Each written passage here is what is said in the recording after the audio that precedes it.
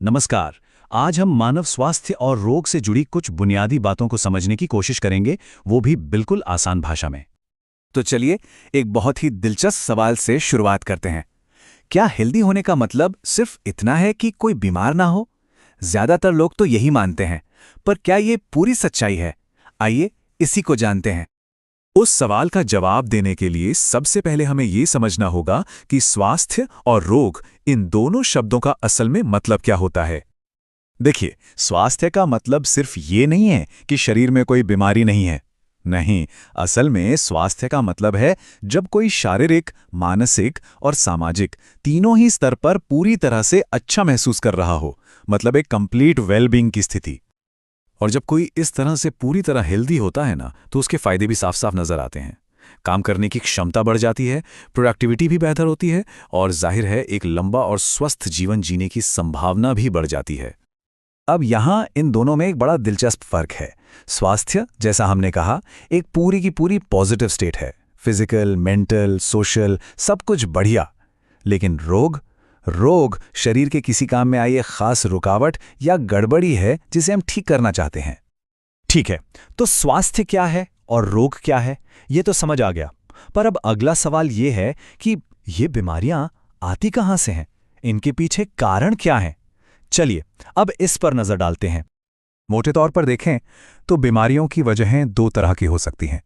एक तो वो जो हमारे शरीर के अंदर से ही पैदा होती हैं, इन्हें हम कहते हैं आंतरिक कारक, और दूसरी वो जो बाहर की दुनिया से हमारे शरीर में आती हैं, यानी बाहरी कारक।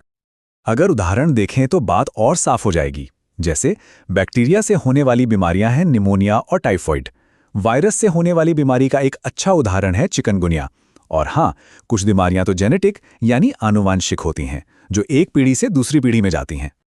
तो हमने बीमारी के कारणों को तो देख लिया, अब बात करते हैं समाधान की। आखिर हेल्दी रहने के लिए किया क्या जा सकता है? क्या हैं वो तरीके जिनसे अच्छा स्वास्थ्य पाया और बनाए रखा जा सकता है? और यहीं पे एक बहुत जरूरी बात समझनी होगी।